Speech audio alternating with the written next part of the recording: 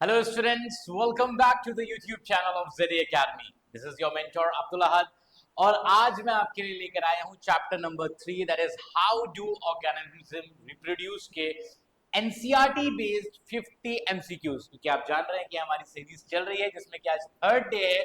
First day हम लोगों ने लाइफ प्रोसेस के 50 एमसीक्यूज देखे थे जो कि कंप्लीटली एनसीईआरटी से थे। सेकेंड आपका जो था कंट्रोल एंड कोऑर्डिनेशन, वो वाला पार्ट भी हम लोग कवर कर चुके हैं। अगर आपने अभी तक नहीं देखा है तो प्लेलिस्ट में जाइए और वहां पे सारे के सारे क्वेश्चंस आपको मिल जाएंगे, सारी की सारी वीडियोस मिल जाएंगी। ओके, तो आज का ये थर्ड चैप्टर है हाउ डू ऑर्गेनिजम्स रिप्रोड्यूस से। तो आइए जल्दी से स्टार्ट करते हैं कि किस तरीके से इसमें एनसीईआरटी से क्वेश्चंस आपसे पूछे जा सकते हैं और क्या क्या वो मोस्ट एक्सपेक्टेड एमसीक्यूज हैं। ओके, तो कभी कभार क्या होता है एनसीईआरटी के कुछ क्वेश्चंस ऐसे हैं बेटा जो वर्ड टू वर्ड इस तरीके से पूछे जाते हैं।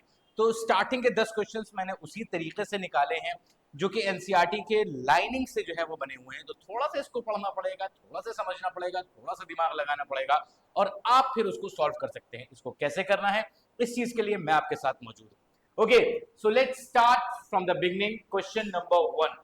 क्वेश्चन नंबर 1 आपका क्या है, ये आपसे पूछ रहा है, कह रहा है कि DNA copying during reproduction, DNA copying का जो प्रोसेस होता है रिप्रोडक्शन में, it is going to be accompanied by what. तो सबसे पहले मैं आपको बता दूं कि डीएनए की जब कॉपी बनती है बेटा at the time of reproduction, तो क्या होता है उसकी इस तरीके से क्रोमोसोम्स होते हैं, यहां पर इसकी 2 कॉपीज बनती है। ठीक है, इस तरीके से ये कॉपी बनती है एंड फर्दर आगे जाकर के वो स्प्लिट होकर के आगे की तरफ ये क्रोमोसोम्स की 2 कॉपीज बन करके तैयार हो जाती है। अब इसमें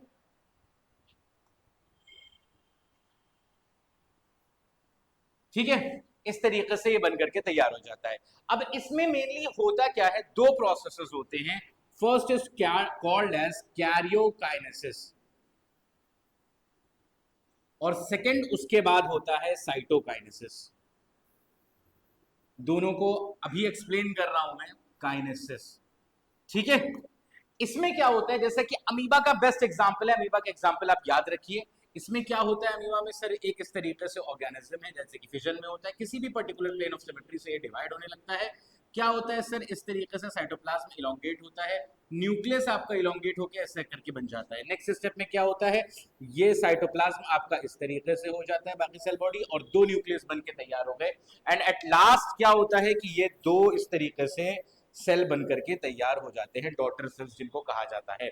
ओके, तो this particular phase, the division of nucleus is called as karyokinesis. It has been followed by the splitting of cells. This is called as cytokinesis. Okay, तो आइए ऑप्शन अब आपके पढ़ते हैं। कह रहा है कि only chromosomes duplicate, chromosomes duplicate होते हैं, बिल्कुल सही बात है, लेकिन खाली यही नहीं होता है। ओके, तो ये इनकम्प्लीट है, this answer is incomplete. Formation of spores, only spores का तो सर कोई काम ही नहीं आया।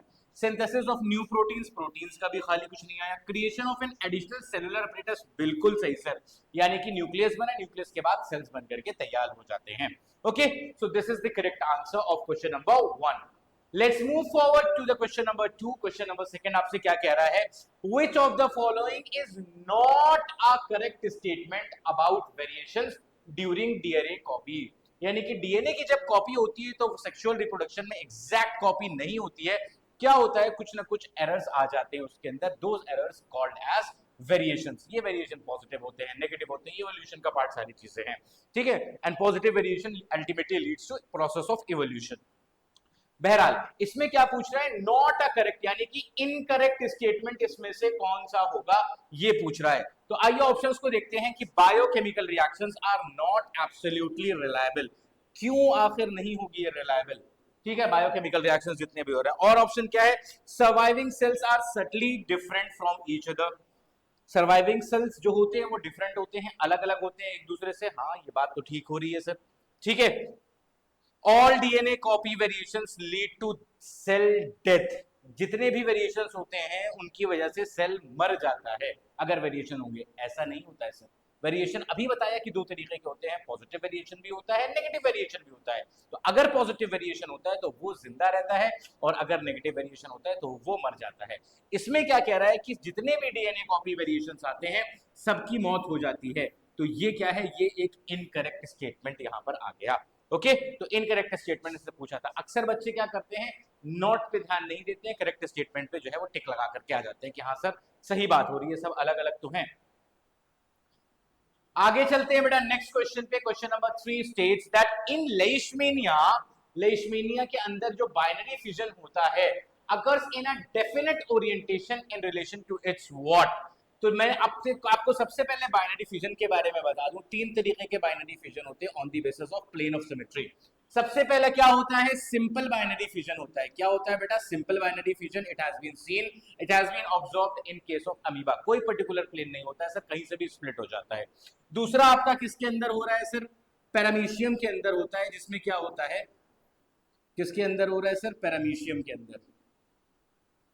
पैरामीशियम इस तरीके से मौजूद होता है, यहां पर क्या होता है, ऐसे करके यहाँ पे हॉरिजॉन्टल प्लेन से जो है वो स्प्लिट हो जाता है। This is called as longitudinal. इस तरीके से लॉन्गिट्यूडनल, इसके अंदर यूग्लिना के अंदर होगा, ये क्या हो जाता है बेटा, this is called as transverse. इसको क्या कहते हैं, ट्रांसवर्स कहा जाता है। ओके तीसरा आपका क्या हो जाता है, जो कि आपका लेishmania के अंदर हो रहा है। लेishmania के अंदर जो होता है that is the longitudinal. Longitude के हिसाब से जो है ये इस तरीके से डिवीजन हो जाता है। ठीक है, यहां पर क्या होता है, लेishmania के अंदर एक फ्लैजेला प्रेजेंट होता है, उसी के अक्रॉस इस तरीके से ये कट जाता है। तो तीन तरीके के बाइनरी फिजन, आई होप आपको समझ में आ गया कि किस तरीके से क्या आंसर हो जाएगा। कह रहे हैं कि ओरिएंटेशन किसके रिलेशन से होता है सर, फ्लैजेलम का जो स्ट्रक्चर होता है, फ्लैजेलम क्या होता है, थ्रेड लाइक स्ट्रक्चर होता है, यही प्लूरल इसका फ्लैजेला हो जाता है। तो फ्लैजेलम के स्ट्रक्चर के अक्रॉस जो है यहां से ये इस तरीके से स्प्लिट हो जाता है। Okay let's move to the next one. Question number 4 states that multiple fission is seen in which of the following organism। Multiple fission किसमें देखा जाता है, यानी कि एक सिंगल सेल होता है, उसके अंदर क्या होता है, बहुत ढेर सारे सेल्स बन करके तैयार हो जाते हैं।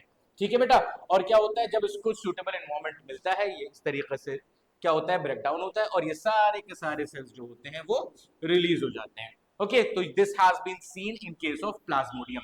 प्लाज्मोडियम के बारे में एक खास बात और बेटा बता दें हम आपको, ये क्या होता है, ये प्रोटोजोअन होता है जिसकी वजह से एक बीमारी हो जाती है that is called as malaria. सवाल मलेरिया से और क्या पूछ लेता है कि इसका कैरियर, इसका वेक्टर कौन होता है सर, तो फीमेल एनोफिलिस मॉस्किटो जो होती है, फीमेल एनोफिलिस मॉस्किटो, उसके जरिए से जो है ये हो जाता है, ये बीमारी मलेरिया हो जाती है। सर ऐसा क्यों होता है, फीमेल ही क्यों, मेल क्यों नहीं, क्योंकि फीमेल को न्यूट्रिशन ज्यादा चाहिए होता है एज कम्पेयर टू मेल, और खून जो चूसती हैं वो फीमेल ही होती हैं। उस रिस्पेक्ट में बात नहीं कर रहा हूं मैं, इसमें मच्छर की बात कर रहा हूं बेटा। ठीक है, तो खून क्यों चूसने, क्योंकि उनको नरिशमेंट की जरूरत होती है, दे needs to lay the eggs. Okay that's why they need the nourishment. अब क्या होता है, मलेरिया की जो दवा बनती है बेटा, एक पेड़ होता है जिसका नाम है सिंशोना। सिंशोना ट्री होता है, सिंशोना। सिंशोना की जो बार्क होती है बेटा, उससे ये मलेरिया की दवा बनती है। ये कुछ इंपॉर्टेंट चीजें हैं मलेरिया के रिगार्डिंग। प्लाज्मोडियम की वजह से होता है, प्लाज्मोडियम एक प्रोटोजोआ होता है। ठीक है, फीमेल एनोफिलिस मॉस्किटो की वजह से हो रहा है, सिंशोना के बार्क से जो है ये बन करके तैयार हो रहा है। Okay I hope you get that बच्चों। Let's move forward for the next one. Question number 5. Question number 5 क्या कह रहा है, स्पायरोगायरा कह रहा है। स्पायरोगायरा का हम लोगों ने एग्जांपल पढ़ा था किस चीज में, फ्रेगमेंटेशन में। तो यहां पर वही चीज पूछ रहा है कि स्पायरोगायरा के अंदर जो है फ्रेगमेंटेशन होता है, तो फ्रेगमेंटेशन उसके अंदर क्यों होता है, व्हाई दिस हैपेंड। ठीक है, तो क्या कह रहे हैं कि it has complex organ system. Sir complex अगर होता तो सेक्सुअल रिप्रोडक्शन कर रहा होता, यानी कि कॉम्प्लेक्स नहीं है। It can not perform photosynthesis. Sir ऐसा तो नहीं है, उसके अंदर फोटोसिंथेसिस होता है, क्यों, क्योंकि उसके पास क्लोरोप्लास्ट होता है। ठीक है, इसकी खास बात क्या होती है, इसका क्लोरोप्लास्ट जो होता है वो स्पाइरली अरेंज्ड होता है बेटा, इस तरीके से अरेंज्ड रहता है। एक इंपॉर्टेंट चीज है, ये भी पूछा हुआ है क्वेश्चन है कि कौन सा ऐसा ऑर्गेनिज्म है जिसके अंदर क्लोरोप्लास्ट जो है वो स्पाइरली अरेंज्ड होता है, और फोटोसिंथेसिस का रिप्रोडक्शन से क्या ही लेना देना। तो सर ये दोनों ऑप्शन तो गलत बात कर रहे हैं बिल्कुल। It has relatively simple body organisation. Sir बिल्कुल ठीक बात है, सिंपल है तभी तो सेक्सुअल रिप्रोडक्शन हो रहा है। Its cells are highly specialised, बिल्कुल नहीं। So the correct answer is question option number B. आइए आगे बढ़ते हैं बेटा क्वेश्चन नंबर 6 की तरफ। Question number 6 asks you that कि regeneration in planaria is carried out by what. Option हम लोगों को सारे पढ़ने पड़ेंगे।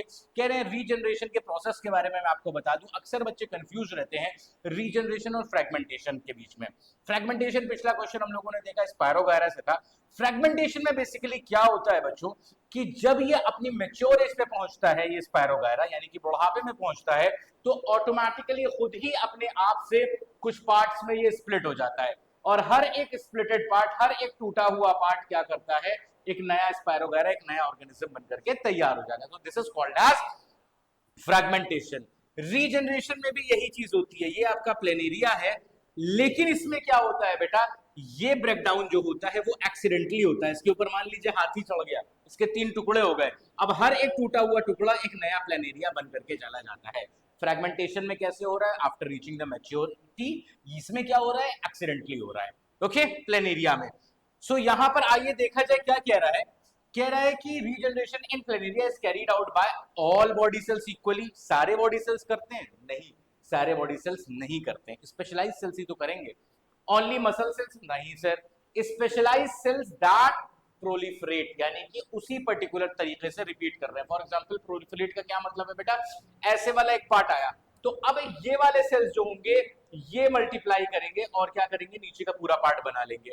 फॉर एग्जांपल नीचे वाला पार्ट है सर, तो ये वाले सेल्स जो हैं ये प्लोरिफरेट करेंगे और ये ऊपर वाला पार्ट ऐसे करके बना लेंगे। ओके, तो स्पेशलाइज्ड सेल्स के अंदर होता है। Option number C is the correct answer. Let's move forward for the next one question. आगे बढ़ते हैं क्वेश्चन नंबर 7 की तरफ। हम लोग पूछ रहा है कि regeneration is not the same as reproduction. Regeneration reproduction की तरह सेम क्यों नहीं होता है? क्योंकि रिप्रोडक्शन क्या होता है, एक बहुत इंपॉर्टेंट प्रोसेस होता है ताकि उससे ऑर्गेनिज्म अपनी प्रोजेनी को कंटिन्यू करता है। लेकिन रीजनरेशन में क्या हो रहा था सर, ये एक्सीडेंटली हो रहा था। तो कोई ऑर्गेनिज्म इंतजार नहीं करेगा कि मेरा एक्सीडेंट हो, एक्सीडेंटली ब्रेक डाउन हो, तब हम जाकर के रिप्रोड्यूस करेंगे। ठीक है, इसी वजह से ये रीजनरेशन जो है वो प्रोसेस ऑफ रिप्रोडक्शन नहीं माना जाता है, पूरी तरीके से रिप्रोडक्शन नहीं कंसीडर करा जाता है। आइए ऑप्शन देखते हैं। Regeneration can not produce complete organism, ऐसा कुछ नहीं सर, कंप्लीट ऑर्गेनिज्म अभी प्लेनेरिया में बता रखा है। Most organisms do not normally depend on being cut up to reproduce, यानी कि ऑर्गेनिज्म इंतजार नहीं कर रहे हैं कि भाई हमको काट दो तो हम रिप्रोड्यूस कर जाएं। ठीक है, सो this is the correct answer. Let's move forward for the next one. Question number 8 क्या कह रहा है आपसे कि in Hydra budding occurs due to repeated cell division। Budding होती है किस चीज में, हाइड्रा में। हाइड्रा की बात करा जाए तो इस तरीके का ये कुछ ऑर्गेनिज्म होता है सर, कुछ टेंटिकल्स इसके मौजूद होते हैं फूड कैप्चर के लिए। इसके एक बॉडी के पर्टिकुलर साइड पे बेटा क्या होता है, यहाँ पर रिपीटेड सेल डिवीजन होते हैं, जिसकी वजह से एक आउटग्रोथ बन जाती है। ये आउटग्रोथ ग्रो करती रहती है वक्त के साथ, और जब इसके खुद के टेंटिकल्स निकल आते हैं तो ये मदर बॉडी से डिटैच होकर के एक अलग ऑर्गेनिज्म, एक अलग हाइड्रा बनकर के तैयार हो जाता है। तो आइए देखा जाए क्या कह रहा है कि in hydra budding occurs due to repeated cell division at, कहां पर सर, एक पर्टिकुलर पार्ट पे। Random locations through the body, कहीं भी हो जाएगा क्या, नहीं sir, one specific site on the body. बिल्कुल सर, सही बात है। और ऑप्शंस देखिए, the tip of tentacles sir, tentacles तो खाना खाने के लिए तक, फूड कैप्चर करने के लिए नहीं। The base of the organism only, नहीं, एक पर्टिकुलर साइट पे, एक पर्टिकुलर जगह पर जो है वो इस तरीके से होता है। The correct answer is option number C.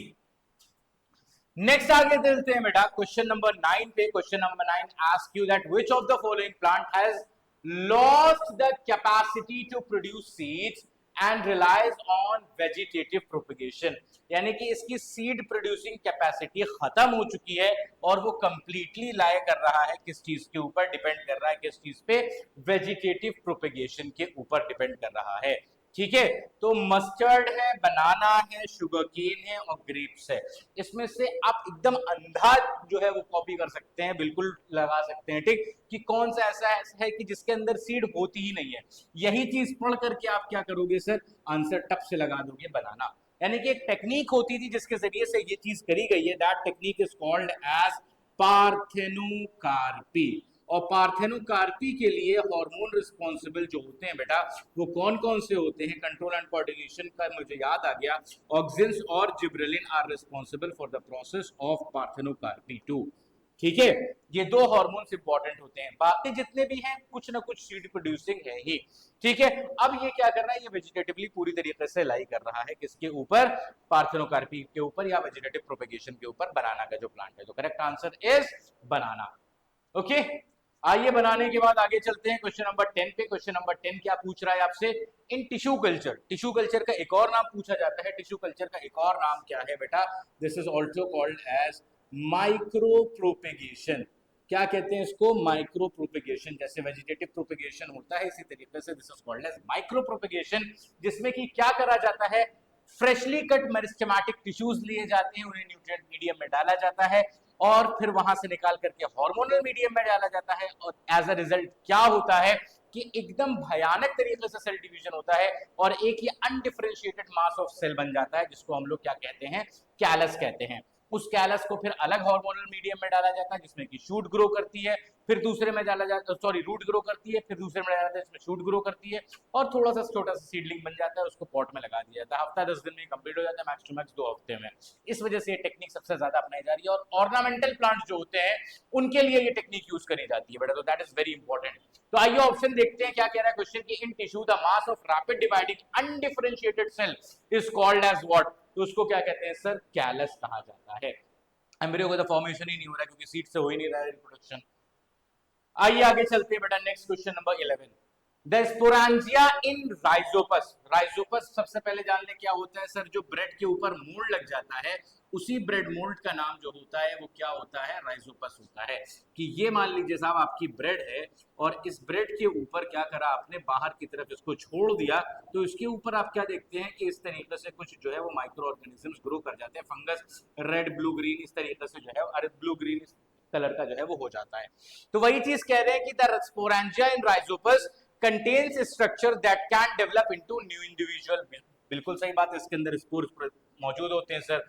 These structure are covered with thick walls that protect them until they reach। जब तक वो कहाँ नहीं पहुंचते, जब तक उनको एक मॉइस्ट एनवायरमेंट नहीं मिलती है, नमी नहीं मिलती है, तब तक वो ग्रो नहीं कर पाते हैं।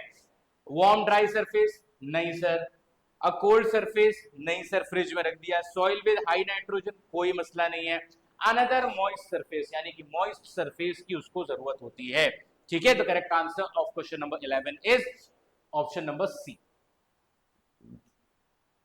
आगे चलते हैं, क्वेश्चन नंबर 12 क्या पूछ रहा है कि in Bryophyllum again from vegetative propagation new plants develop from buds produced in the notches along what? Along the leaves. Bryophyllum का अगर आपको नाम याद है तो इस तरीके से ब्रायोफिलम की लीव होती है बेटा कुछ, ठीक है, थोड़ा थोड़ा सा डायग्राम बना रहा हूं मैं, और यहीं पर क्या होता है? छोटे छोटे लीव बड्स मौजूद होते हैं लीफ के ऊपर, इस तरीके से एडवेंटिजियस बर्ड्स प्रेजेंट होते हैं। ये एडवेंटिजियस बर्ड्स जो हैं, जैसे ये लीफ गिरती है इनको सॉइल की इन्वायरमेंट मिलती है और रूट्स उसके अंदर से ग्रो करने लगती है। ठीक है, तो ये किस चीज पे मौजूद होते हैं सर? लीफ के मार्जिन पे they are present. So question number 12 का option number C is the correct answer. So I hope कि आपको ये भी समझ में आ गया होगा कि क्या है। Let's move forward for the next question, question number 13। Question number 13 आपसे क्या पूछ रहा है? कह रहा है the thread like structure that are called as hyphae in bread mould rhizopus are what? यानी कि इस तरीके से जो था सर यहां पर इससे करके राइजोपस आया, ये स्पोरेंजिया होता है, इसके अंदर स्पोर्स मौजूद होते हैं। तो उसके बारे में पूछ रहा है कि ये पार्ट क्या करते हैं सर? ये रिप्रोडक्टिव ऑर्गन्स हैं? नहीं सर, रिप्रोडक्टिव ऑर्गन्स क्या हैं? ये हैं, इसके अंदर स्पोर मौजूद है, वो उसके अंदर स्पोर्स होते हैं? बिल्कुल नहीं सर, स्पोर्स अलग होते हैं। स्पोरेंजिया, स्पोरेंजिया सर इसको कहते हैं, नॉट द रिप्रोडक्टिव पार्ट। बिल्कुल सही बात है सर, ये रिप्रोडक्टिव पार्ट नहीं होते, रूट्स की तरह इस तरीके से बने हुए रहते हैं। ओके, आगे चलते हैं नेक्स्ट क्वेश्चन नंबर 14 पे। क्वेश्चन नंबर 14 क्या कह रहा है आपसे कि the main reason why complex multicellular organism can not use simple cell by cell division for reproduction. Sir इसीलिए तो वो ऑर्गन डेवलप हुए थे। मल्टी सेलुलर ऑर्गेनिजम्स के अंदर क्या होता है? डेवलप ऑर्गन्स होते हैं, ऑर्गन सिस्टम होता है, रिप्रोडक्टिव सिस्टम अलग है, उसके सारे ऑर्गन्स अलग है, सारे फंक्शन जो है वो स्पेशलाइज्ड है। तो उसके अंदर सेल बाय सेल डिवीजन कैसे हो जाएगा? आइए ऑप्शन की तरफ चलते हैं। They have too much DNA, ज्यादा डीएनए, तो क्या हुआ सर? तो सेल बाय सेल कैसे कर लेगा? Specialised cells are organised into tissues and organs at the definite positions. बिल्कुल सही बात है सर, जो आपने एक्सप्लेनेशन दिया वही चीज लिखी हुई है और एनसीईआरटी का सीधा स्टेटमेंट है बेटा ये। ओके, सो आई होप आपको ये वाली चीज भी जो है वो समझ में आ गई होगी। नेक्स्ट आगे चलते हैं बेटा क्वेश्चन नंबर 15 की तरफ। क्वेश्चन नंबर 15 आपसे क्या कह रहा है?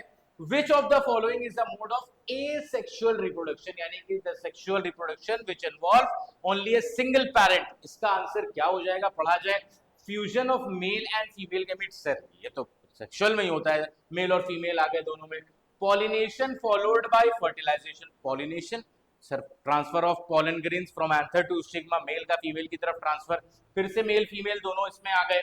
Vegetative propagation from stem cutting, बिल्कुल सही, ये वाला चीज तो होती है सर. वेजिटेटिव प्रोपेगेशन, कोई भी पार्ट ले लिया स्टेम का, रूट का, लीफ का, उससे प्रोपेगेट हो रहा है. फॉर्मेशन ऑफ जाइगोट सर, इसी का तो रिजल्ट होता है मेल और फीमेल के फ्यूजन का. सो this is again the incorrect answer. The correct option of question number 15 is option number C. Okay, I hope you get that. Next is question number 16. Question number 16 asks the process that allows germ cells यानी कि sex cells को germ cells भी कहा जाता है बेटा, to have half the number of chromosomes. number of chromosomes half हो जाते हैं compared to the normal body cells. यानी कि एक normal body cell इस तरीके से मौजूद है, इसके अंदर 2n नंबर ऑफ क्रोमोसोम्स होते हैं. और क्या होता है, एक प्रोसेस होता है जिसकी वजह से जर्म सेल्स बनते हैं यानी कि गैमीट्स बनते हैं, और नंबर ऑफ क्रोमोसोम्स क्या हो जाते हैं, हाफ हो जाते हैं. नंबर ऑफ क्रोमोसोम्स जब 2n वाली कंडीशन में होते हैं, they are called as diploid condition, और जब हाफ हो जाते हैं this is called as haploid condition.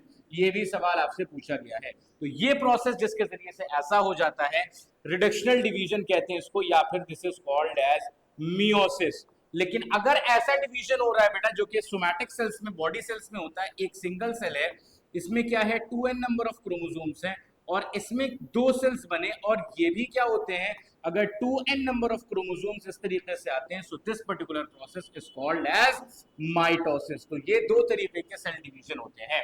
Equal division हो रहा है, ये रिडक्शनल डिवीजन हो रहा है. नंबर ऑफ क्रोमोसोम्स सेम रहेंगे सोमैटिक सेल्स में, नंबर ऑफ क्रोमोसोम्स हाफ हो जाएंगे जर्म सेल्स में. ओके, तो आइए ऑप्शन की तरफ देखते हैं सर कि नंबर ऑफ क्रोमोसोम्स अगर हाफ हो जा रहे हैं तो उसको माइटोसिस नहीं सर 2 होता है, मियोसिस कहा जाता है. ठीक है, एकदम डायरेक्ट एनसीईआरटी से सवाल आपके पास आ गया. नेक्स्ट आगे चलते हैं बच्चों. नेक्स्ट क्वेश्चन क्या कह रहा है, question number 17. Question number 17 states कि in flowering plant the male germ cell is produced by what. यानी कि फ्लावरिंग प्लांट की बात करी जा रही है, सेक्सुअल रिप्रोडक्शन से क्वेश्चन पूछा गया है प्लांट्स के, कि सॉरी ये क्वेश्चन आपका आगे स्प्लिट बढ़ गया. इन flowering plant mail germ sales produced by what. Mail germ sales कौन बनाता है, stigma. Sir male reproductive part है, स्टिग्मा बना सकता है बिल्कुल. ओव्यूल नहीं सर फीमेल है. स्टाइल नहीं सर फीमेल का पार्ट है. पोलन ग्रेन, हाँ ये देखो, अब 2 आंसर आपको मिल रहे हैं जो कि सही हैं सर. स्टिग्मा क्या होता है सर, ये पूरा स्ट्रक्चर जो होता है that collectively called as stamen. इसके अंदर क्या होता है, फिलामेंट होता है, and this is called as anther. और इन एंथर के अंदर क्या प्रेजेंट होते हैं बेटा, पोलन ग्रेन्स प्रेजेंट होते हैं. और पोलन ग्रेन्स के अंदर की बात अगर करी जाए तो पोलन ग्रेन्स के अंदर क्या प्रेजेंट होता है, इस तरीके से आपके पोलन ग्रेन होते हैं, और इनके अंदर 2 जो है वो मेल गैमीट्स प्रेजेंट होते हैं. क्या प्रेजेंट होते हैं, मेल गैमीट्स 2 अदद प्रेजेंट होते हैं. ठीक है, अब आप ये देख रहे हैं मैंने ऐसा स्ट्रक्चर बनाया, किसी का चेहरा नहीं बनाया है. ये क्या है बेटा, ये प्रोटेक्टिव लेयर्स प्रेजेंट है इसके अंदर. बाहर वाली layer is called as exine, और अंदर वाली layer is called as intine. 2 protective layer present होती है. इसी वजह से क्या होता है, पोलन हर जगह जो है जाकर के रिप्रोड्यूस नहीं करने लगता है, पोलन ट्यूब नहीं बनाने लगता है, या खराब नहीं होता है. तो पोलन ग्रेन के अंदर ही मौजूद होगा क्या चीज, मेल जर्म सेल्स यानी कि मेल गैमीट्स के बारे में पूछा है. जो the correct answer for question number 17 is C, कि मेल गैमीट्स किसके अंदर प्रेजेंट होंगे sir, germ cells sorry pollen grains के अंदर प्रेजेंट होंगे. नेक्स्ट आगे चलते हैं बेटा. क्वेश्चन नंबर 18 क्या पूछ रहा है, transfer of pollen from one flower to another flower on a different plant. यहां पर एक प्लांट है सर, उसके पास एक पौधा है, दूसरा एक प्लांट है जिसके पास अलग पौधा है. यहां के एंथर से इस तरीके से इसके स्टिग्मा के ऊपर ट्रांसफर हो रहा है. इस प्रोसेस को हम क्या कहते हैं, this is simply called as cross pollination. इसको क्या कहा जाता है, क्रॉस पॉलिनेशन. और भी बता दूं आपको, एक होता है सेल्फ पॉलिनेशन, और सेल्फ पॉलिनेशन में 2 तरीके की चीजें होती हैं. One thing is called as autogamy, autogamy कहलाता है बेटा. दूसरा इज कॉल्ड एज जेटनोगेमी, और cross pollination is called as xenogamy. यानी कि मान लीजिए क्या कंडीशन है कि एक ही फ्लावर है, उसी के अंदर बाइसेक्सुअल फ्लावर है, इसी का एंथर से यहां से पॉलन ग्रेन का ट्रांसफर ऐसे करके हो जा रहा है इसी के स्टिग्मा पे। This is called as self pollination. कौन सा वाला? ऑटोगेमी। दूसरा सेल्फ पॉलिनेशन देखिए कि प्लांट एक ही है, एक फ्लावर यहाँ है, प्लांट एक ही है, दूसरा फ्लावर यहाँ है, इसके स्टिग्मा इसका पॉलन ग्रेन्स यहाँ से एंथर से आकर के इसके स्टिग्मा पे गिर रहा है, प्लांट सेम है अगर, then again it will be considered as a self pollination, but कौन सा? जिटनोगैमी। ठीक है, तो ऑटोगैमी, जिटनोगैमी एंड जीनोगैमी, ये तीन तरीके की चीजें हो गई। आगे चलते हैं बेटा, नेक्स्ट क्वेश्चन नंबर 19 क्या पूछ रहा है आपसे? कह रहा है कि after fertilisation in flowering plant, fertilisation हो गया यानी कि मेल और फीमेल गैमीट का फ्यूजन हो चुका है, ओव्यूल किस चीज में डेवलप हो जाता है? तो फीमेल गैमीट और मेल गैमीट का फर्टिलाइजेशन के बाद ओव्यूल जो होता है बेटा वो किस चीज में कन्वर्ट हो जाता है? सीड में। एक और सवाल इससे याद आता है कि सर जो मेल और फीमेल गैमीट का फ्यूजन होता है, as a result of that zygote का फॉर्मेशन होता है, this particular process is called as syngamy. क्या होता है बेटा? सिंगेमी। एक पोलर न्यूक्लियस जो, अरे सॉरी, एक मेल गैमीट जो होता है ये फीमेल गैमीट के साथ फ्यूज कर जाता है, ठीक है, इसको सिंगेमी कहते हैं। फिर पोलन ग्रेन के अंदर हम लोगों ने पढ़ा था सर दो मेल गैमीट्स होते हैं इस तरीके से, तो दूसरा वाला मेल गैमीट जो होता है वो एम्ब्रियो सैक के दो पोलर न्यूक्लियाई के साथ फ्यूज करता है। पोलर न्यूक्लियाई क्या होता है? आइए देखा जाए। ये क्या है? This is embryo sac. कल की क्लास में मैंने बताया था यहाँ पर क्या होते हैं, these are the antipodal cell, और यहाँ पर क्या होता है, ये इस तरीके से एक फीमेल गैमीट होता है, और यहाँ पे ये क्या होता है, दीज आर दी सिनर्जिड्स, ये साइड साइड में होते हैं, ठीक है। तो मेल और फीमेल का एक ही फ्यूजन यहाँ पर हो गया, दो पोलर न्यूक्लिया इस जगह पर यहाँ पर प्रेजेंट होते हैं, मेल गैमीट एक जो अलग से आता है, ये एक मेल गैमीट आकर के इन दोनों के साथ फ्यूज होता है, तो तीन न्यूक्लियस क्योंकि यहाँ पर फ्यूज हो रहे हैं, तो this particular process is called as triple fusion, and as a result of triple fusion endosperm is going to form. Basically पहले पेक बनता है, प्राइमरी एंडोस्पर्मिक सेल, और वो अल्टीमेटली ट्रांसफॉर्म हो जाता है एंडोस्पर्म में। एंडोस्पर्म क्या होता है? यानी कि स्टोर्ड फूड होता है जो कि एम्ब्रियो के लिए मौजूद होता है inside the cotyledons. Okay, I hope you get that बच्चों। आइए, तो क्या पूछा जा रहा है कि ये ओव्यूल किस चीज में डेवलप हो जा रहा है? तो सीड में। So the correct answer of question number 19 is C. आगे बढ़ते हैं बेटा क्वेश्चन नंबर 20 पे। क्वेश्चन नंबर 20 क्या पूछ रहा है? After fertilisation in flowering plant the ovary develops into what? Sir यही चीज अभी ओव्यूल के बारे में पूछी गई, अब यही चीज किस चीज के बारे में? ओवरी के बारे में पूछा जा रहा है। तो ये वाला जो स्ट्रक्चर होता है ओवरी का, ये आपका जो है किस चीज में कन्वर्ट हो जाता है बेटा? फ्रूट में कन्वर्ट हो जाता है, और ये जो होते हैं ये आपके बन जाते हैं सीड्स, ठीक है। तो ये इस तरीके से फर्टिलाइजेशन के बाद पोस्ट फर्टिलाइजेशन स्टेप से जो है वो पूछ लिया सवाल। बहुत सिंपल सवाल था। आगे चलते हैं क्वेश्चन नंबर 21। क्वेश्चन नंबर 21 क्या कह रहा है? In the female gamete the stored food supply serves to what? सवाल के ऑप्शन सारे पढ़ने पड़ेंगे, देखते हैं क्या कह रहा है। कह रहा है help the sperm reach the egg. Female gamete की बात हो रही है, फीमेल गैमीट कैसे स्पर्म को हेल्प करेगा? नहीं sir. Attract pollinators, female gamete pollinator को कैसे अट्रैक्ट करेगा सर? ये तो पेटल्स का काम होता है, ये भी गलत बात है। Provide energy for the growing zygote, female gamete के अंदर जो फूड स्टोर्ड होता है वो किसको एनर्जी प्रोवाइड करेगा? जो जाइगोट ग्रो करता हुआ जा रहा है। बात तो सही है सर। नेक्स्ट ऑप्शन क्या कह रहा है? Protect the DNA from mutation. Mutation में गैमीट का क्या काम आ गया? जीन्स का खाली काम आ रहा है, तो हमें जो अप्रोप्रिएट आंसर मिल रहा है that is the option B. So question number 21 का क्या आंसर हो जाएगा? Option B.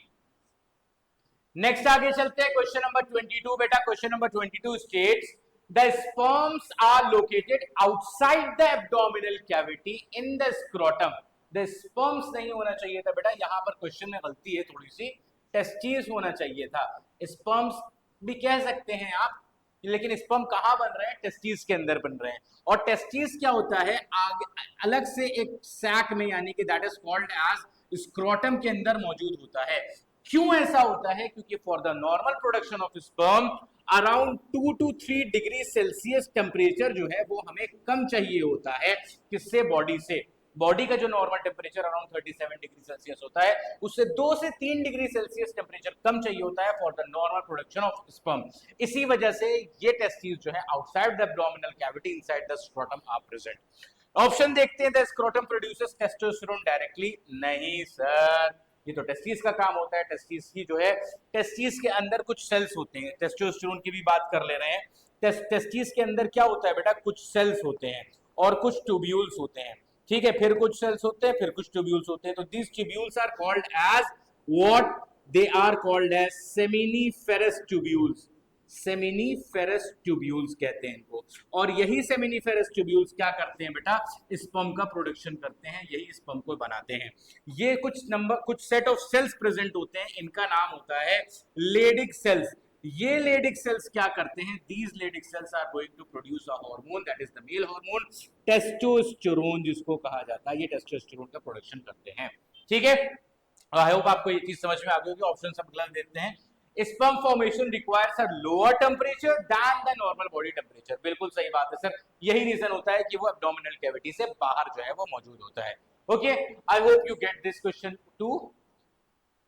Next question number 23 क्या कह रहा है, glands that add secretions to make sperm transport easier and provide nutrition include the prostate and which particular glands. तो यहां पर मैं आपके लिए एक रफ सा डायग्राम बना रहा हूं, किस चीज का बेटा, रफ सा एक डायग्राम बनाया मैंने मेल रिप्रोडक्टिव सिस्टम का। मेल रिप्रोडक्टिव सिस्टम जो है बनाया इस तरीके से। अब इसके अंदर यहां पर क्या है, ये आपके टेस्टिस हैं, और जाहिर सी बात है टेस्टिस के अंदर क्या होता है, स्पर्म का प्रोडक्शन हो रहा है, स्पर्म रिलीज होकर के आ रहा होता है आगे, तो रास्ते में उसको यहां पर जो पाइपलाइन होती है जिसका नाम होता है वास डिफरेंस, वास डिफरेंस कहते हैं, या फिर इसको स्पर्म डक्ट भी कहा जाता है। यहां पर एक नेटवर्क ऑफ टिश्यू प्रेजेंट होता है जिसको हम लोग क्या कहते हैं, एपिडेडाइमिस कहा जाता है। और यहां एपिडेडाइमिस के अंदर क्या होता है बेटा, मैच्योरेशन होता है उसका, फिर यहां से ये रिलीज होकर के आगे बढ़ता है। जब आगे बढ़ रहा होता है तो यहां पर क्या होता है, उसको दो ग्लैंड्स मिलते हैं जिनका नाम होता है सेमिनल वेसिकल्स। और ये क्या करते हैं, ये उन स्पर्म्स के अंदर कुछ सब्सटेंस जो है रिलीज करते हैं। कैसा सब्सटेंस रिलीज करते हैं सर, जिसके अंदर क्या होती है, फ्रक्टोज मौजूद होती है। फ्रक्टोज क्या है, बहुत इंपॉर्टेंट मॉलिक्यूल है जिसके अंदर क्या होता है बेटा, कार्ब्स प्रेजेंट होते हैं, कार्ब्स का एक फॉर्म है, तो एनर्जी प्रोवाइड करता है ये मूविंग लोकोमोशन के लिए। आगे बढ़ते हैं तो यहां पर एक और ग्लैंड प्रेजेंट होता है जिस ग्लैंड का नाम होता है प्रोस्टेट ग्लैंड, ठीक है। ये प्रोस्टेट ग्लैंड भी अपना सिक्रीशन व्हाइट अल्कलाइन फ्लूइड इसके अंदर ऐड करता है, ठीक है। अब आगे बढ़ते हैं तो बिल्कुल इस जगह पर ये क्या होता है, यूरिथ्रा।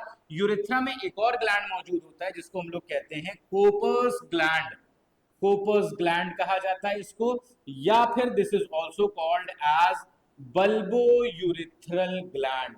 क्या कहते हैं बेटा, बल्बो यूरिथ्रल ग्लैंड कहते हैं, ठीक है।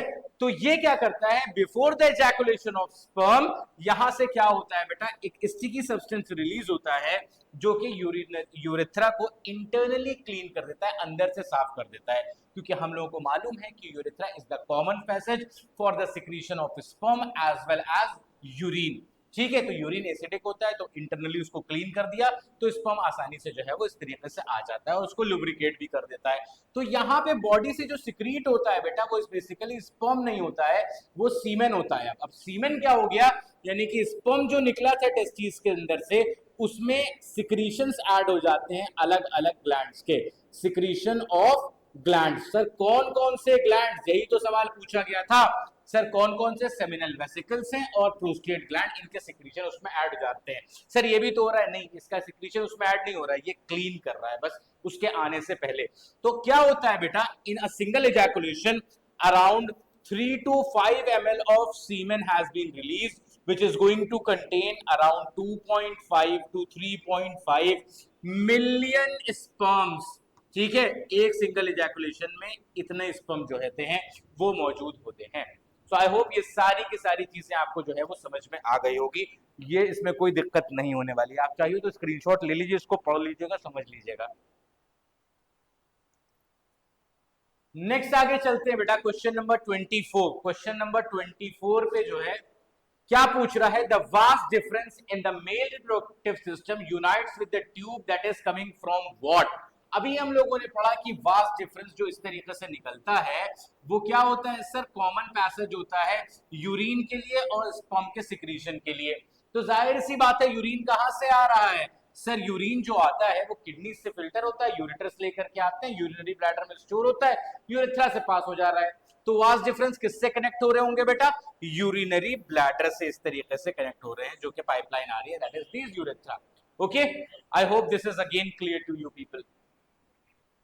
नेक्स्ट आगे चल रहे हैं बेटा, we are almost half way there. Question number 25, the structure in which female germ cells are produced in human female is. बहुत ही सिंपल सी बात पूछी जा रही है, बहुत ही सिंपल सी बात पूछी जा रही है, structure in which female germ sales जो होते हैं वो प्रोड्यूस होते हैं ह्यूमन फीमेल में। ठीक है, तो कौन प्रोड्यूस करता है सर, ओवरी प्रोड्यूस करती है ओवम को, ओवरी प्रोड्यूस करती है। यहां पर स्ट्रक्चर बना करके हम लोग देखते हैं किस तरीके से बेटा, ऐसे। ठीक है, ये कुछ इस तरीके से स्ट्रक्चर होता है किस चीज का, एक रफ सा मैं डायग्राम बना रहा हूं फीमेल रिप्रोडक्टिव ऑर्गन का। यहां पर ओवरीज आर प्रेजेंट और ये ओवरीज क्या करती हैं बेटा, यहां से ये रिलीज करती हैं किन चीज को, ओवम को रिलीज करती हैं।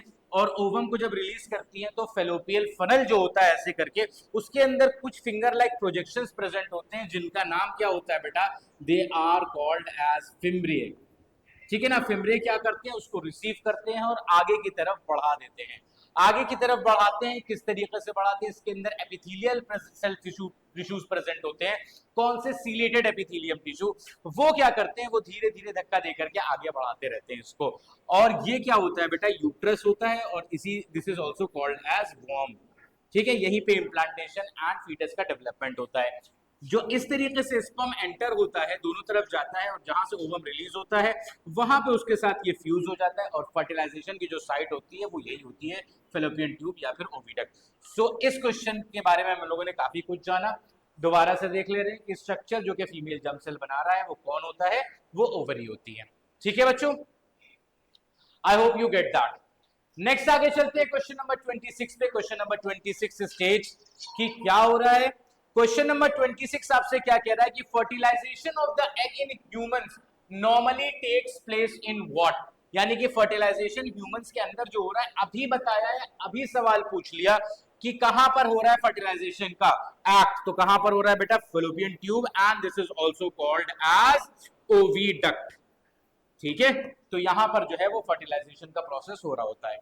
ओके, नेक्स्ट आगे चलते हैं क्वेश्चन नंबर 27 पे। क्वेश्चन नंबर 27 क्या कह रहा है कि the placenta is a disc that has been embedded in the uterine wall, its main function includes all except what।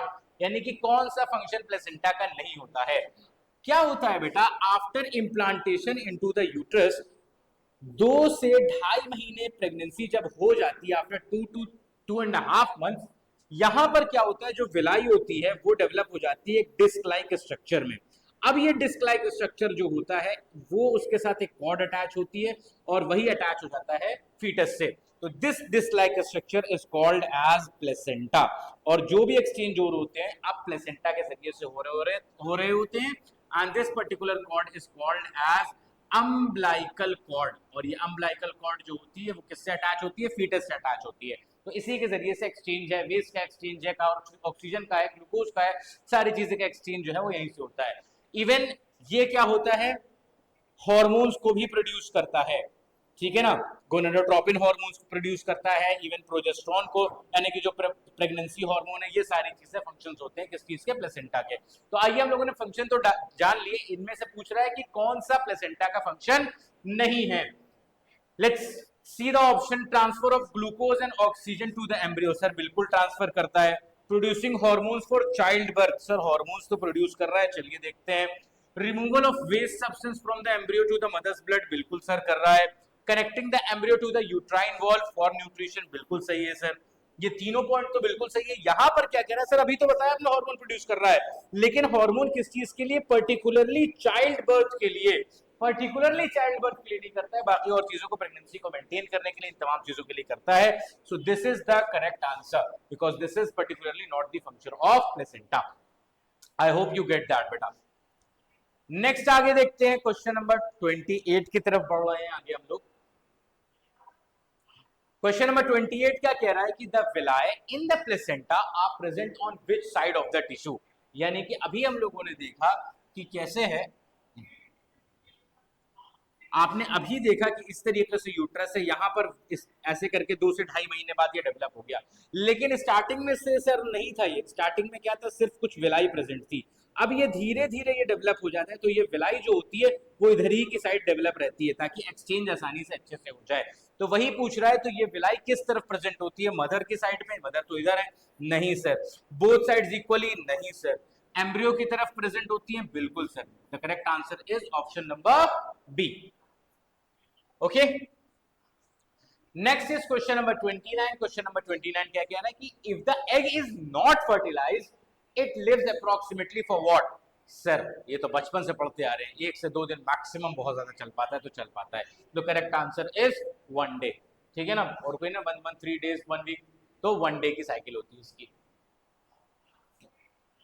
Question number 30 की बात करी जाए, कह रहे हैं menstruation involves the breakdown of uterine lining which comes out as a blood and mucus, this happens because of what? तो menstruation के बारे में हम लोग जरा जान लेते हैं। ये यूट्रस की वॉल होती है बेटा, इसमें 3 अलग अलग लेयर होती है। सबसे बाहर वाली इज कॉल्ड एज पेरीमेट्रियम, क्या कहते हैं इसको? पेरीमेट्रियम कहा जाता है। अंदर वाली यानी कि बीच वाली इज कॉल्ड एज मायोमेट्रियम, इसको क्या कहते हैं बेटा? मायोमेट्रियम कहते हैं। And the internal one is called as endometrium, ठीक है। तो ये 3 लेयर होती है। अब हर महीने क्या होता है, ये एंडोमेट्रियम जो है वो हर मंथ तैयार होती है। किस चीज के लिए सर? ओवरी, ओवम को रिसीव करने के लिए। ओवम आता है, उसको लगता है कि भाई स्पर्म आएगा, इम्प्रेग्नेट हो जाएगा, फर्टिलाइजेशन हो जाएगा, लेकिन नहीं हुआ। अब जब नहीं हुआ तो क्या होता है, इसकी जरूरत भी नहीं है सर। तो जब इसकी जरूरत नहीं है तो एज अ रिजल्ट क्या होता है, it is being excreted out in the form of blood and mucus, and this particular process is called as menstruation. Girls के अंदर प्यूबर्टी के टाइम जब फर्स्ट मेंस्ट्रुएशन होता है बेटा, so that menstruation is called as menarche, और at the age of 45 to 50 ये menstruation जो है वो स्टॉप हो जाता है, और last menstruation is called as menopause. तो ये 2 टर्म्स बहुत इंपॉर्टेंट है बेटा। तो आइए देखें क्वेश्चन क्या पूछ रहा है। क्वेश्चन पूछ रहा है कि menstruation involve breakdown of this comes as what? This happens because, क्यों वजह हो रही है? The eggs has been fertilised and implanted, sir बिल्कुल नहीं। फर्टिलाइज हो जाता तो क्या होता भाई? इम्प्लांट हो जाता। The ovary stop producing egg permanently, नहीं सर, ये तो मेनोपॉज के बारे में बता दिया। Thick spongy lining is no longer needed, अब उसकी जरूरत नहीं है सर, इस वजह से ये चीज जो है वो क्या होती है, वो एक्सक्रीट आउट हो जाती है। ओके, नेक्स्ट आगे चलते हैं बेटा क्वेश्चन नंबर 31 की तरफ। क्वेश्चन नंबर 31 क्या कह रहा है? The period during adolescence when reproductive tissue being begin to mature, यानी कि जब ऑनसेट ऑफ एडोलेसेंस होता है, स्टार्टिंग होती है, तो उस स्टेज को क्या कहते हैं? That is called as puberty. ये आप बचपन से पढ़ते हुए आ रहे हैं, यानी कि जब बॉडी के अंदर चेंजेस आने स्टार्ट हुए, ये सारी चीजें ऑब्जर्वेबल चेंजेस हुए, that is called as puberty. और एडोलेसेंस और प्यूबर्टी में कंफ्यूज नहीं होना है। ऑनसेट ऑफ एडोलेसेंस यानी कि starting is called as puberty, लेकिन ये पूरा जो 7, 8, 10 साल का पीरियड जो होता है 18 से 20 साल तक चलता रहता है। 18 से 20 साल के जब आप हो जाते हैं तो क्या होता है बेटा? This particular process is called as adolescence, particular period और phase is called as adolescence. Okay, next आगे चलते हैं क्वेश्चन नंबर 32 पे। क्वेश्चन नंबर 32 क्या कह रहा है? Condoms as a contraceptive method work by doing what? यानी कि ये क्या है? अलग अलग मेथड होते हैं कंट्रासेप्टिव के, उसमें से ये बैरियर मेथड है, या फिर इसको हम लोग किसके अंडर पढ़ते हैं? इधर बैरियर मेथड या फिर मैकेनिकल मेथड को हम लोग इसको बोलते हैं, ठीक है। तो ये क्या कह रहा है? Preventing the release of eggs, sir eggs का रिलीज कैसे रोक सकते हैं? Altering the hormonal balance of the body, hormones के साथ भी नहीं कर सकते हैं क्योंकि बैरियर है बस एक। Creating a mechanical barrier, sir दोनों टर्म्स जो आपने लिखे वही ऑप्शन में यूज कर लिए, एनसीईआरटी से एकदम सवाल। ओके, नेक्स्ट आगे चलते हैं बेटा क्वेश्चन नंबर 33 पे। Question number 33 again is from the topic contraceptive, और ये क्या पूछ रहा है कि ओरल कंट्रासेप्टिव्स क्या करते हैं? यानी कि ओरल कंट्रासेप्टिव्स में ये कुछ हार्मोनल पिल्स होती हैं। क्या होती है बेटा? कुछ हार्मोनल पिल्स होते हैं जो कि कौन लेते हैं? फीमेल इनटेक करती हैं इनको, इसकी वजह से क्या होता है, कुछ हार्मोनल चेंजेस होते हैं जिनकी वजह से ओव्यूलेशन नहीं होता है। ठीक है, तो वही चीज बताई है, acting as a mechanical barrier in the vagina, नहीं सर डायफ्राम का काम है ये, changing hormonal balance so eggs are not release. Next है क्वेश्चन नंबर सी, क्वेश्चन 33 का आंसर यानी कि ऑप्शन क्या है, C is the correct answer. Let's move forward for the question number 34. क्या कह रहा है, the copper T again contraceptive, IUCD से क्वेश्चन पूछा गया है, intrauterine devices, intrauterine copper devices, यानी कि कॉपर टी को क्या करा जाता है, डिवाइस होता है, इसको बेटा यूट्रस के अंदर इस तरीके से प्लेस कर दिया जाता है और ये क्या करता है, ये 5 से 7 साल तक जो है वो प्रेगनेंसी को जो है वो रोक देता है। ठीक है, कितने पीरियड के लिए सर, 5 से 7 तक, तो ये भी टेम्परेरी मेथड में आता है। तो क्या कह रहे हैं, कहां पे प्लेस किया जाता है सर, अभी बताया आपने, यूट्रस के अंदर ये प्लेस कर दिया जाता है। लूप भी इसका एग्जांपल होता है, लूप भी प्लेस करा जाता है। बहरहाल नेक्स्ट आगे चलते हैं बेटा, क्वेश्चन नंबर 35। क्वेश्चन नंबर 35 क्या पूछ रहा है आपसे, when the fallopian tube in a female is surgically block what is the result, यानी कि फेलोपियन ट्यूब को सर्जिकली ब्लॉक कर दिया, इस तरीके से आपका ये स्ट्रक्चर है और क्या करा गया, एक छोटी सी सर्जरी करके सर इसको ब्लॉक कर दिया गया, यहां से आगे की तरफ अब नहीं जा रहा है। तो सर ओवम जो प्रोड्यूस होगा वो यहाँ पर पहुंचेगा नहीं, जब यहाँ पहुंचेगा नहीं तो कुछ आगे काम ही नहीं हो सकता, यानी कि स्पर्म यहाँ तक रीच ही नहीं कर पाएगा, फर्टिलाइजेशन ही नहीं कर पाएगा। इस पर्टिकुलर प्रोसेस को जो कि फीमेल के अंदर होता है फेलोपियन ट्यूब को काटने की वजह से, this is called as tubectomy. और यही चीज अगर मेल के अंदर होती है, यानी कि सर जो वास डिफरेंस होता है, इस वास डिफरेंस को अगर कट एंड टाई कर दिया जाता है, so that is called as vasectomy. ये क्या होता है बेटा, ये परमानेंट इलाज होता है, किस चीज का, परमानेंट कंट्रासेप्टिव मेथड होता है। वासेक्टोमी मेल्स में, ट्यूबेक्टोमी फीमेल्स में, पूछा हुआ सवाल है 11th एंट्रेंस में। एक बहुत इंपॉर्टेंट चीज हम आपको और बताने जा रहे हैं कि एक छोटा सा डिवाइस होता है जिसको हम लोग कहते हैं लेप्रोस्कोप। इस लेप्रोस्कोप का इस्तेमाल किया जाता है इस सर्जरी को, ट्यूबेक्टोमी या वासेक्टोमी को परफॉर्म करने के लिए। तो आइए क्वेश्चन को देखते हैं, क्या पूछ रहा है, when the fallopian tube in female is surgically blocked what is the result, eggs are no longer produced, ऐसा नहीं है सर, ओवरी में चेंजेस तो आए नहीं, गलत answer. eggs cannot reach the uterus, हाँ यूट्रस में नहीं पहुंच सकते egg। menstruation permanently stop, sir menstruation तो यूट्रस से रिलेटेड था ना, नहीं। sperm cannot enter the vagina, vagina में एंटर कर सकते हैं, fallopian ट्यूब तक नहीं जा सकते। Okay, so the correct answer is the eggs cannot reach the uterus, this is the correct answer। आइए सर आगे चलते हैं नेक्स्ट क्वेश्चन नंबर 36 पे।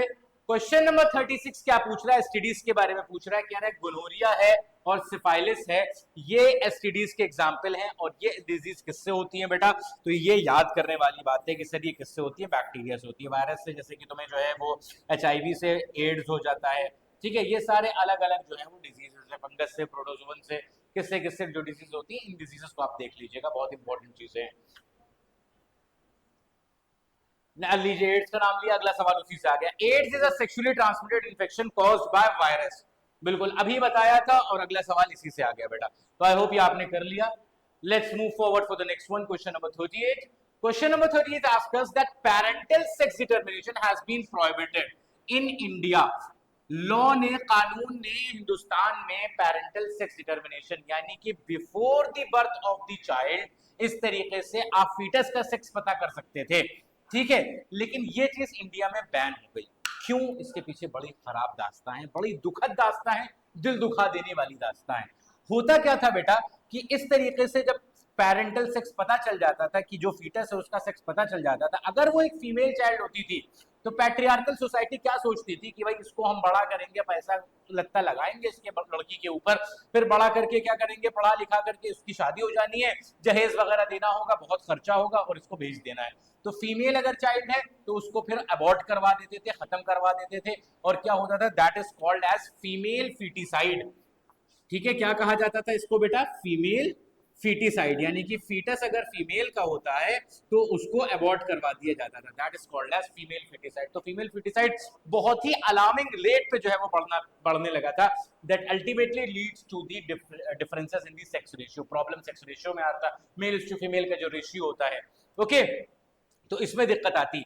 तो इसी वजह से इंडिया में ये चीज जो है वो लॉ क्या कहते हैं, लॉ के कानून के हिसाब से जो है वो प्रोहिबिट कर दी, मना कर दिया, जुर्म जो है वो घोषित कर दिया गया। तो क्या कह रहा है कि it leads to selected abortion of female foetuses. The correct answer is option number B. Okay, I hope बच्चों you get that. Next is question number 39। Question number 39 क्या कह रहा है आपसे, पूछ रहा है अमीबा के बारे में।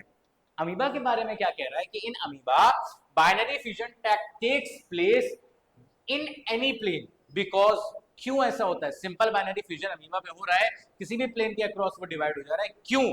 कह रहे हैं कि amoeba has no nucleus, nucleus तो होता है सर, कैसी बात कर रहे हैं, cell wall of amoeba is rigid, cell wall नहीं होती है सर, उसके अंदर प्रोटोजोआ है। Amoeba lacks any specific body organisation, कोई पर्टिकुलर बॉडी ऑर्गेनाइजेशन ही नहीं है, ऐसे पढ़ा रहता है, चेंज कर लेता है, सिडोपोडिया बढ़ा देता है, ये सारी की सारी चीजें होती हैं इसके अंदर, तो कोई पर्टिकुलर बॉडी ऑर्गेनाइजेशन नहीं है, इस वजह से किसी भी पर्टिकुलर प्लेन से जो है वो हो जाता है। तो correct answer of question number 39 is option number B. Next क्या है बेटा, we have question number 40। Question number 40 क्या पूछ रहा है आपसे, which reproductive structure of a flowering plant is directly responsible for germination into a new plant? यानी कि कौन सा पार्ट होता है फ्लावरिंग प्लांट का जिसमें से पूरा का पूरा नया प्लांट निकल आता है। सर इतनी सिंपल सा सवाल भी पूछ रहा है, एनसीईआरटी से है बेटा, ये एकदम सिंपल सी बात है सर, कि जो बीज होती है, बीज को बोल होते हैं, उसको न्यूट्रिशन मिलता है और क्या होता है, उसमें से नया प्लांट निकल आ जाता है, इसी को हम जर्मिनेशन कहते हैं। जर्मिनेशन के लिए कौन सा हार्मोन रिस्पॉन्सिबल होता है, कमेंट बॉक्स में करके बताइए।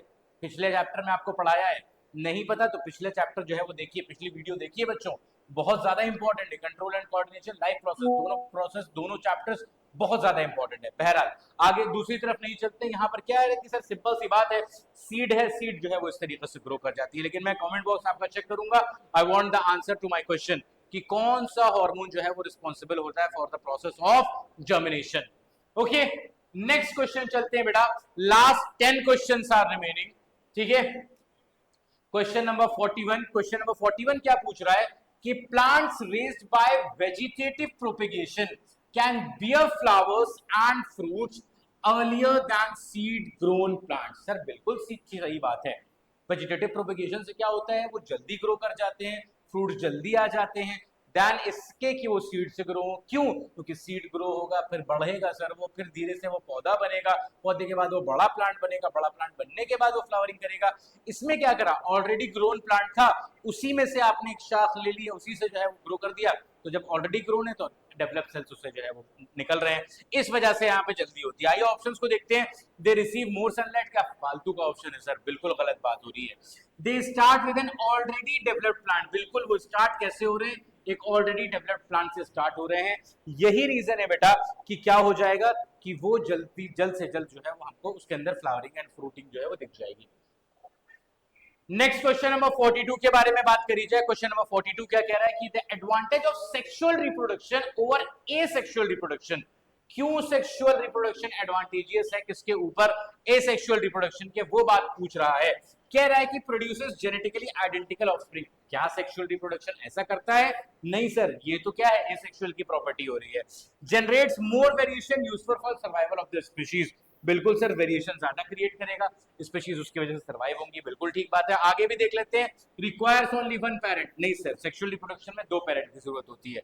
Is always faster than asexual reproduction, नहीं सर, स्लो प्रोसेस होता है। एसेक्सुअल रिप्रोडक्शन तो बहुत ज्यादा क्या कहते हैं, फास्ट प्रोसेस होता है, 1 से 2 सेल होकर के बन गए। So the correct answer of question number 42 is C, it is going to generate more variation that is going to help in the survival of the species, ठीक है। तो this is the correct answer, question number 42 option number C. Next आगे बढ़ते हैं बेटा, question number 43 की बात करते हैं। Let's talk about this particular question. क्या कह रहा है, in the context of sexual reproduction combining variations from 2 individual creates new combination, ठीक है भाई, that are novel. These variants are considered safe because of what? Question को समझिए क्या कह रहा है, सेक्सुअल रिप्रोडक्शन के कंटेक्स्ट में बात कर रहे हैं कि combining variation from 2 individual creatures, 2 अलग अलग इंडिविजुअल्स हैं, उनके वेरिएशंस को कंबाइन कर रहे हैं तो एक नया कॉम्बिनेशन आपको मिलता है। तो ये वेरिएशन कंसीडर होता है, करा जाता है, बहुत ज्यादा सेफ है। क्यों? They have been tested in laboratory. Variations को टेस्ट करेंगे सर, एक टाइम को मान लेते हैं, कुछ कुछ को टेस्ट कर सकते हैं। They are protected by cell membrane. Sir variation को सेल मेम्ब्रेन कैसी बात कर रहे हैं? Meiosis remove all harmful mutation, ऐसा कुछ नहीं होता है, वो कॉपी करके जस्ट आधा हैप्लॉइड टेस्ट सेल बना लेता है। All variants exist in living individuals so they don't have really bad effects. जितने भी ये वेरिएशंस हो रहे हैं वो लिविंग ऑर्गेनिज्म के अंदर हो रहे हैं। वेरिएशन को हम लोगों ने पढ़ा कि दो तरीके के होंगे, एक पॉजिटिव, दूसरा नेगेटिव। पॉजिटिव वेरिएशन है तभी वो लिविंग क्रिएचर के अंदर है, अगर पॉजिटिव नहीं होते, नेगेटिव होते तो वो नेचर उनको सिलेक्ट नहीं करता, मर जाते, इवोल्यूशन का पार्ट हो गया, डार्विन ने जो बात कही थी। ठीक है, तो यहाँ पर क्या कह रहे हैं कि जितने भी वेरिएशन है ये लिविंग ऑर्गेनिज्म के अंदर है, सो ये बुरे नहीं है। Okay, the correct answer is option number B. NCERT से सवाल है बेटा, बहुत इंपॉर्टेंट कंसेप्ट है, समझ लीजिए इसको। Next question is question number 44। Question number 44 क्या पूछ रहा है आपसे कि the stamen of a flower is correctly described as the what? Stamen पता है सर, इतनी बार तो आपने बता दिया कि मेल रिप्रोडक्टिव ऑर्गन होता है। आगे देखते हैं क्या कहता है। अच्छा, एक चीज और याद आई, stamen is also called as androecium, इसको एंड्रोशियम भी कहा जाता है बेटा। और फीमेल वाला जो पार्ट होता है दैट इज कॉल्ड एज इधर कार्पेल या फिर उसको पिस्टिल कहते हैं। तो carpel and pistil is also called as gynoecium. Androecium and gynoecium term भी आपको जो है वो मिल सकता है, तो you should be aware about this. Next क्या कह रहा है, ऑप्शन में क्या कह रहा है कि स्टेमिन क्या है? फीमेल रिप्रोडक्टिव पार्ट, सर नहीं। Part that protects flower bud, बिल्कुल नहीं। Male reproductive part that produces pollen grains, बिल्कुल सही बात है सर। पोलन ग्रेन्स कौन? मेल वाले प्रोड्यूस करते हैं, मेल रिप्रोडक्टिव ऑर्गन है। Okay, so this is the very correct answer. Next question number 45 पे चलते हैं बेटा। क्या कह रहा है कि द पिस्टिल यानी कि female reproductive part of a flower has 3 parts, 3 parts उसके होते हैं। कौन कौन से होते हैं बेटा? इस तरीके से हम आपको दिखा दें एक रफ सा डायग्राम बना करके कि ये पार्ट होता है, सिर्फ ये वाला part is called as stigma, ऊपर का स्टिकी पार्ट होता है। ये फिर इस तरीके से लॉन्ग ट्यूबुलर पार्ट स्टाइल कहलाता है, और ये बेसल पार्ट जो होता है वो ओवरी होता है, और inside the ovary ovules are present. ठीक है, तो ये क्या होते हैं? They are the ovules. पूछ क्या रहा है? The sticky terminal part, terminal part यानी कि टर्मिनल पार्ट इसको कहते हैं बेटा, बेसल पार्ट इसको कहते हैं। पिछले साल भी एक सवाल आया था कि which is the terminal part of the carpel. बच्चे अक्सर ओवरी लगा करके आए थे, गलत हो गया था। ओवरी क्या है? बेसल पार्ट है। टर्मिनल यानी कि ये टर्मिनल एंड पे है स्टिग्मा। रिसीव पोलन ग्रेन्स, वो पार्ट जो स्टिकी होता है, तो stigma is the correct answer. D correct answer हो जाएगा बेटा आपका क्वेश्चन नंबर 45 का। Let's move forward for the next question, question number 46. Question number 46 क्या कह रहा है कि after a pollen grain lands on the stigma, pollen grain जो है वो स्टिग्मा पे आ करके गिर गया, how does the male germ cell reach the female germ cell? कल की क्लास में भी आपको मैंने कीमोट्रोपिज्म का एग्जांपल दिया था। आइए ये देखिए, इस तरीके से मैं बताऊं आपको कैसे होता है बेटा। यहां पर पोलन ग्रेन आकर के गिर गया, और इसको कहां पहुंचना है सर? इसको पहुंचना है यहां पर ओव्यूल के पास। तो अब यहां से क्या होता है सर? यहां से इस तरीके से ये पोलन ट्यूब बनाता है, और ये पोलन ट्यूब रीच करता है इस जगह पर, कैसे? ओव्यूल के पास। ठीक है, तो यही सवाल जो है वो पूछा जा रहा है। और यहां से क्यों रिलीज होता है सर? केमिकल रिलीज होता है from the filiform apparatus which is present on the synergid cells, वो इसको गाइड करते हैं, and this is the example of chemotropism. तो वही चीज पूछ रहा है कि how does the male germ cells reach the female germ cells? वहां तक पहुंचा कैसे? It is carried by the blood. Plant के अंदर ब्लड कैसी बात कर दी sir? It travels through the petals, petals तो बाहर की तरफ है। थ्रू पोलन ट्यूब, सर बिल्कुल सही बात है, यही तो अभी बताया है कि पोलन ट्यूब के जरिए से जो है वो पहुंच जाता है वहां पर। ओके, तो आई होप ये वाली बात भी आपको समझ में आ गई। लास्ट फ्यू क्वेश्चंस बेटा, क्वेश्चन नंबर 47 देखा जाए हम लोग। Which of the following statements about variations and species survival is most accurate? तो इन दोनों चीजों को सोच करके सारे ऑप्शंस को हम लोगों को पढ़ना है। कह रहे हैं variation benefits every individual organism directly. Sir variation दो तरीके के होते हैं, फिर वही कहानी, पॉजिटिव और नेगेटिव। पॉजिटिव वाले बिल्कुल सपोर्ट करेंगे, नेगेटिव वाले नहीं सपोर्ट करेंगे। तो एवरी इंडिविजुअल बिल्कुल गलत बात। ठीक है, variation in a population help some individual survive. Sir कुछ इंडिविजुअल को सर्वाइव करने के लिए हेल्प करते हैं, सर बिल्कुल ठीक बात है। आगे के ऑप्शन भी देखते हैं। Variation is harmful to the individual but useful for the species. Individual से ही तो स्पीशी पूरी बनेगी भाई, इंडिविजुअल ही नहीं होंगे तो स्पीशी का जनरेशन कहां से हो जाएगा? सर बेवकूफी वाली बात है। Variation only occurs in asexual, sir sexual reproduction के कैरेक्टरिस्टिक फीचर है कि वेरिएशन आएंगे। So the correct answer of question number 47 is option number C. Okay, so I hope ये वाली चीज भी आपको समझ में आ गई बेटा। नेक्स्ट आगे चलते हैं, क्वेश्चन नंबर 48। क्वेश्चन नंबर 48 क्या कह रहा है कि टेस्टोस्टेरोन हार्मोन के बारे में पूछ रहा है। Testosterone hormone in males is responsible for what? ठीक है, तो मेल के अंदर है, मेल रिप्रोडक्टिव हार्मोन को डेवलप करता है, हार्मोन्स को रिलीज करवाता है, सेक्स ऑर्गन्स को डेवलप करता है और स्पर्म को रिलीज करने में हेल्प करता है। Only regulative sperm formation, only नहीं सर, ये भी करता है, तो करेक्ट इनकरेक्ट हो जाएगा। प्रोड्यूस एग्स, सर मेल के अंदर की बात हो रही है, एग्स कहां से आ जाएंगे? Sperm formation and bringing about the changes, sperm formation कर रहा है और प्यूबर्टी के अंदर चेंजेस करता है, बिल्कुल ठीक बात है sir. Controlling the menstrual cycle male के अंदर थोड़ी ना होती है। This is the correct answer. Second last question बेटा, क्वेश्चन नंबर 49 कह रहा है कि which of the following is an example of bisexual flower? Bisexual flower यानी कि एक ही फ्लावर के अंदर दोनों सेक्स मौजूद है, male and female reproductive organ present होते हैं, and hibiscus is the best example of this. ठीक है ना, इसी से आपको एक्सपेरिमेंट भी करके दिखाया गया होगा, इसी को दिखाया जाता है, बहुत ज्यादा अच्छे से विजिबल होता है इसी प्लांट के अंदर, इसी फ्लावर के अंदर। लास्ट क्वेश्चन आज का देखते हैं बेटा, क्या कह रहा है कि in the male reproductive system the urethra serves as common passage for both urine and sperms। Male reproductive system में क्या होता है, यूरेथ्रा जो है वो यूरिन के लिए भी होता है और स्पर्म के भी रिलीज के लिए होता है। The sperm reach the urethra via, sperm कैसे पहुंचेगा सर यूरेथ्रा तक? वास्ट डिफरेंस है, अभी हम लोगों ने पढ़ा था सर, कैसे ये डायग्राम था आपका, ये यूरेथ्रा आ रहा है तो ये स्पर्म कहां से जा रहा है, इसके जरिए से जा रहा है, वास्ट डिफरेंस के जरिए से। तो correct answer is question option number C. Okay बेटा, कुछ लोग, कुछ बच्चे जो है वो पीपीटी मांग रहे थे, तो if you want the PPT और आंसर की तो आपके लिए यहाँ पर मैंने लगा दिए। If you want the PPT you can contact our number 7681333310, ये हमारा नंबर है, आप इस पर व्हाट्सएप करके जो है वो ले सकते हैं, कॉल करके जैसे भी चाहें आप, पीपीटी अगर आपको चाहिए, if you want this. Okay, thank you so much बेटा। एक इन्फॉर्मेशन आपको जो मैं लास्ट में देता हूँ वो यही है, और बार बार इसीलिए दे रहा हूँ ताकि आप ये अपॉर्चुनिटी कहीं मिस ना कर दें, क्योंकि 20th और 27th ऑफ अप्रैल में हमारा बैच जो है वो लॉन्च हो रहा है, नया बैच, ताकि आपके छोटे भाई बहन आपके तरीके से तैयारी कर सके 9th और 10th रेगुलर की। Okay, that will be all from my side, and if you want to enrol yourself या फिर अपने छोटे भाई बहनों को आप एडमिशन करवाना चाहते हैं तो ये नंबर मौजूद है, इस पे यू कैन कॉन्टैक्ट।